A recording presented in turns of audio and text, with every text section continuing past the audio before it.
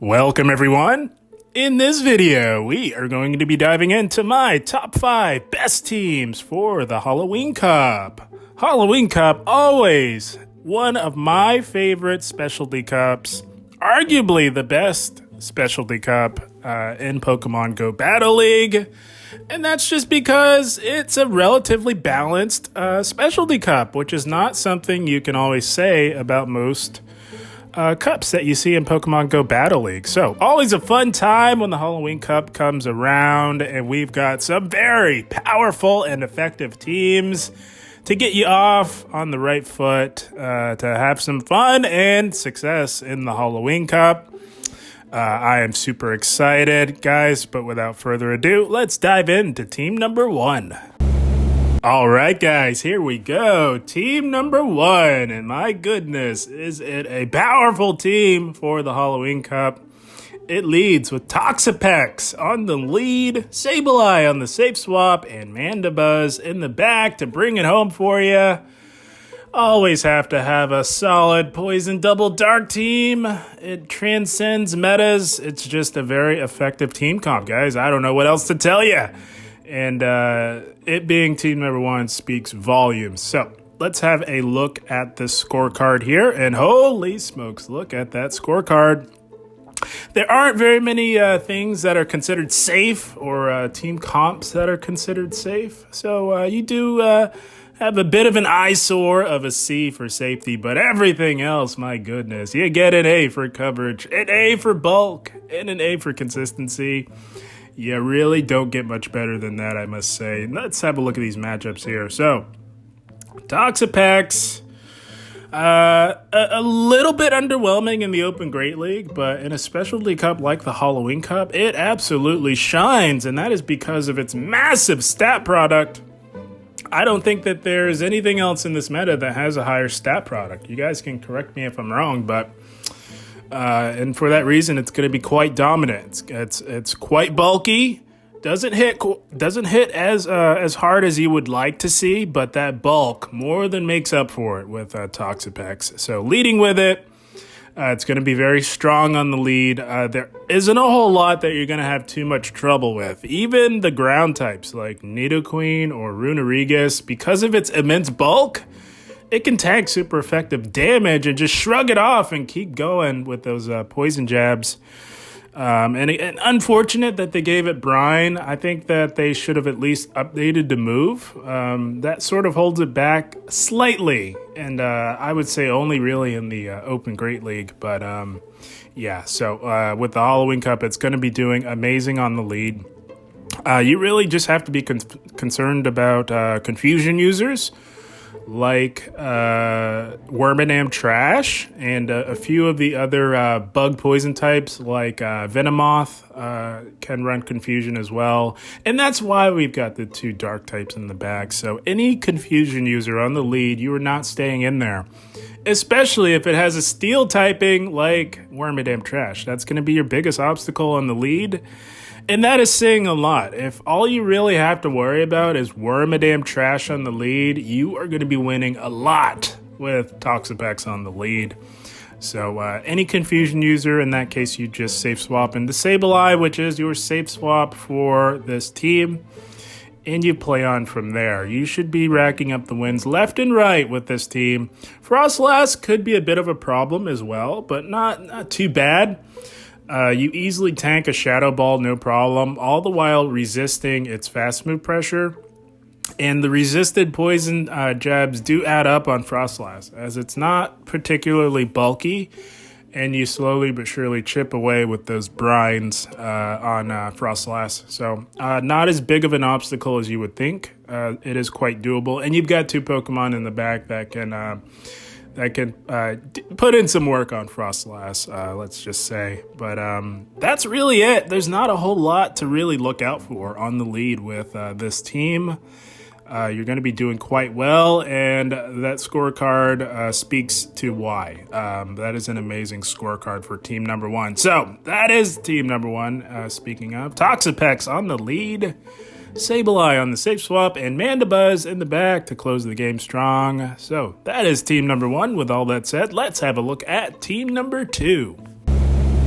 All right, guys, here we go. Team number 2, another very powerful team to get you that much ahead in the Halloween Cup. And it leads with Wormadam Trash on the lead, Umbreon on the safe swap, and Nidoqueen in the back to close the game strong. Wormadam Trash has a lot of solid play in this meta, and that is because I believe the first 5 Pokemon in the Halloween Cup rankings are all poison types. So that means that people are going to be loading their teams up with poison types. And if you're running a Pokemon like Wormadam Trash, you are going to be having a fun time. It of course runs Confusion, which absolutely melts right through those poison types. And of course the Steel typing is never, ever a bad thing. So let's have a look at this scorecard for team number 2. And there you have it, my friends. Another amazing scorecard for team number 2. Very similar to the scorecard of team number 1, actually. The only difference is instead of an A for consistency, you get a B. But everything else, identical. You get an A for coverage, A for bulk, and a C for safety. Very strong scorecard for team number 2. Let's have a look at these matchups here. So Wormadam Trash on the lead. Like I said, you will be hard-pressed to find a team that does not have at least 1 poison type on it, if not 2. You could even have a team fully stacked with 3 poison types. That is just how incredibly rampant they will be, which is why I wanted to create a Wormadam Trash team, a very strong one.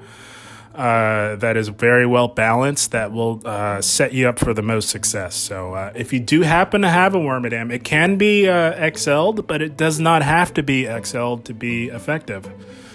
You could run the non-XL if you have one.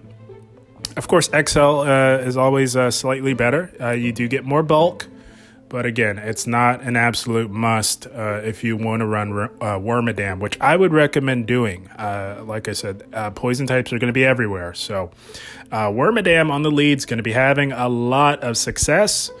I just really wanted to cover Alolan Marowak. That's going to be the one Achilles heel, any fire type really. But Alolan Marowak is definitely going to be the most prominent. I'm not saying you will see a lot of Alolan Marowak because I don't think that you will, but you could. A lot of people may choose to run it. So with that said, that's why we've got Umbreon on the safe swap. Umbreon will be a very solid safe swap option in this meta because there are not any fighting types really. You do have Scrafty and maybe an occasional Obstagoon, but I think all of the highly ranked poison types are going to deter people from running their fighters, which is why Umbreon will absolutely shine. We all know how bulky Umbreon can be, and it just hangs in there. It tanks damage, and it spams foul plays like you wouldn't believe. So any Alolan Marowak that you may encounter on the lead, you're getting out of there into your Umbreon. And hopefully either flip switch or grab a shield advantage. That way you can align appropriately. The goal with this team is to preserve a shield advantage for Nidoqueen. Nidoqueen will do quite well with a shield advantage and can absolutely close the game strong, not only in the Open Great League, but in the Halloween Cup as well. Let's see here. There isn't really much to really worry about with Wormadam Trash. The flyers, you do take neutral damage from the flying type damage. The one flyer that you really have to be concerned with is Mandibuzz. The other prominent flyer in this meta will be Golbat, and if you encounter one on the lead, I highly doubt that it will stick in there because especially if it's a Shadow, which a lot of people may run, because those confusions will absolutely chunk. So you really have to be concerned with Mandibuzz because not only because it is a dark type, but it is recommended that you run Air Slash on it. And that is even worse. Mandibuzz is the nightmare matchup for Wormadam on the lead. But you've got 2 solid answers to it in the back. Everything else is going to be okay. Basically, any dark type. Not just Mandibuzz. Any dark type you're getting out of there. Umbreon can hang with all of the opposing dark types with its bulk. Even with Mandibuzz when it runs Air Slash. Mandibuzz just does not have the damage output to edge it out against Umbreon, which is why I chose to go with Umbreon on this team, because it handles all of the other dark types pretty well. And there isn't a whole lot that Nidoqueen does not beat in this meta, as you can see by all of the purple and pink X's. Those are all wins for Nidoqueen, which is why we've got it in the back to close the game strong. So that's about it for team number 2. Just dark types, you're getting out of there. Everything else you're going to be doing fine on. If you do encounter a rock type like Crustal, I believe that's the only real viable rock type in this meta. Again, you're going to get out of there into your Umbreon and go from there. Crustal can be a bit tricky. It does kind of core break a little bit, but Nidoqueen and Umbreon can handle it. No problem. So that is team number 2. Amazing scorecard yet again. And it leads with Umbreon. It leads with Wormadam on the lead, Umbreon on the safe swap, and Nidoqueen in the back to close the game strong. So that is team number 2, and with all that said, let's have a look at team number 3. All right, guys, here we go. Team number 3, another very fun and solid team for the Halloween Cup, and it leads with Runa Rigos on the lead, Toxapex on the safe swap, and Hisuian Quillfish to close the game strong. This one's a very fun one that I am really looking forward to trying. So let's have a look at this scorecard here. And there we have it. A pretty solid scorecard for team number 3. You get an A for coverage. You get a B for bulk, a B for safety, and a C for consistency. So let's have a look at these matchups here. Runa Rigos is very interesting. It can be a bit tricky to get your hands on one because there is a little bit of a barrier to entry on it. You do have to win 10 raids, and that's after you find a decent one for PvP. But if you do have one, it's definitely worth running because with the Ghost Ground typing, it's going to be having a very, very fun time against the poison types in this meta, and that is why we are leading with it. So a major obstacle for team number 3 will be Mandibuzz on the lead. Mandibuzz is going to take a team effort between Toxapex and your Quillfish. If you encounter one on the lead, you're safe switching into Toxapex. They may actually stay in there, and that would be a good thing for you because you want to do everything within your power to take out the Mandibuzz. If they switch out, you got to fight hard for switch if at all possible. But if things go awry, you come in, try your best to load up on energy with your Runa Rigos, and then you're back out of there into your Hisuian Quillfish and playing on from there. Another slight obstacle would be Frostlast to a much lesser extent than Mandibuzz. It says that Frostlast has a solid victory over all 3 of these Pokemon. But one thing to note is that is in the one shield. If you're leading with Runa Rigos and you encounter a Frostlast on the lead, the way I would play a Frostlast lead is I would play out the one shield, really threaten with the hard-hitting, super effective Shadow Ball. And that gives you an opportunity to see if they are going to overfarm or throw their Avalanche immediately. And if you're really good and really seasoned in Pokemon Go Battle League and you know your counts, that will give you an opportunity to set up a catch and catch the next Avalanche onto Toxapex. It takes 6 Powder Snows for the first 2 Avalanches. The third one is a 5 cycle. So that's how I would play Frostlast on the lead. Play out the one shield. You're going to absolutely have to shield up their Avalanche, but that gives you an opportunity to threaten their shields or threaten a one-shot, while also getting a beat on whether they will overload on energy or throw immediately. If they throw immediately, that means there's a good chance they're going to look to throw immediately on the second one, and that will allow you to catch that onto your Toxapex. And then you can play on from there. The dark types will be a bit of an issue. The other dark types outside of Mandibuzz are a little bit more doable. It's just Mandibuzz with that bulk is just a bit of a problem, I will say. But other than that, should be doing pretty well. Hisuian Quillfish will be quite strong. You just really have to prioritize your shields for it, because just as with the original Quillfish, Hisuian Quillfish is not known for its bulk, but my goodness, does it hit hard, and it does have access to Shadow Ball, which can hit a lot of things for super effective damage in this meta, and you have an excellent coverage move of Aqua Tail on it as well. It is recommended that you run Poison Jab, but please note that it does also have access to Poison Sting, which generates energy quite a bit faster, which may be more beneficial on this particular team. But that's about it. Everything else is pretty straightforward with this team.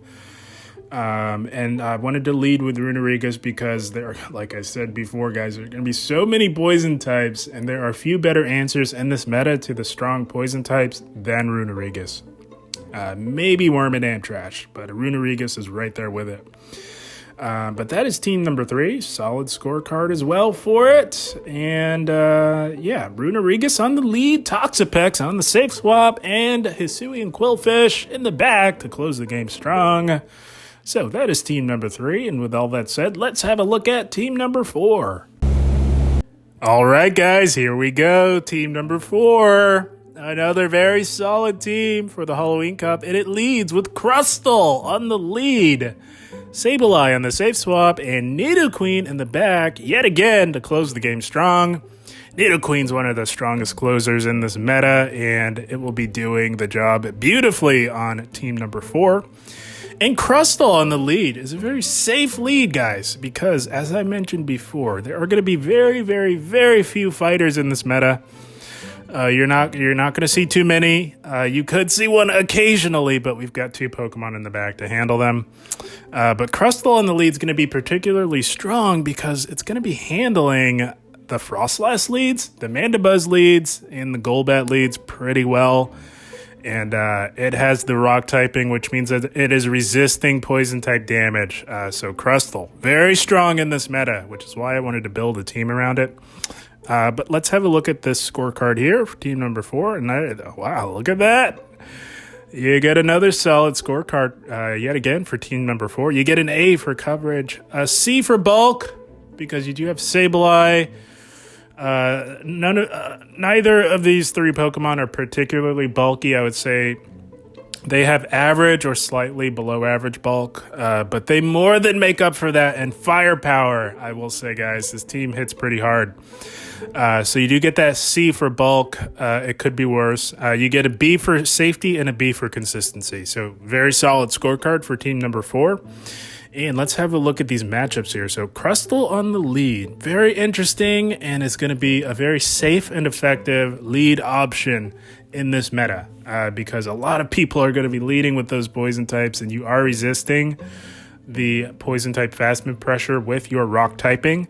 Outside of, let's say, Nidoqueen. Nidoqueen is going to be the biggest obstacle, which is why we've got our own Nidoqueen in the back. I don't recommend safe swapping Nidoqueen on this team. Nidoqueen is on this team to close the game out for you. That's why we have Sableye on this team. So if you encounter a Nidoqueen on the lead, that's the only poison type you're switching out on. And maybe eventually Toxapex, but we'll get to that. You're going to go into Sableye and play on from there on the Nidoqueen leads. And as mentioned before with Toxapex, you're going to want to chip away a little bit. You're going to want to chip and dip with Toxapex on the lead. You can definitely tank a brine from Toxapex, no problem. But you want to get off that big rock slide to really do some heavy damage on it before getting out of there. It's just with that bulk, you really want to hit it with something hard that, will count for something. So I would stay in there, chip with a rock slide, and dip into Sableye and play on from there. Let me see here. I think that's about... Runa Rigos can be a bit tricky. It kind of core breaks Crustal and Nidoqueen a bit. But again, it's doable, especially if you can get shields down with Sableye in the mid-game matchup. They are likely going to hit you with a Sand Tomb and then get out of there.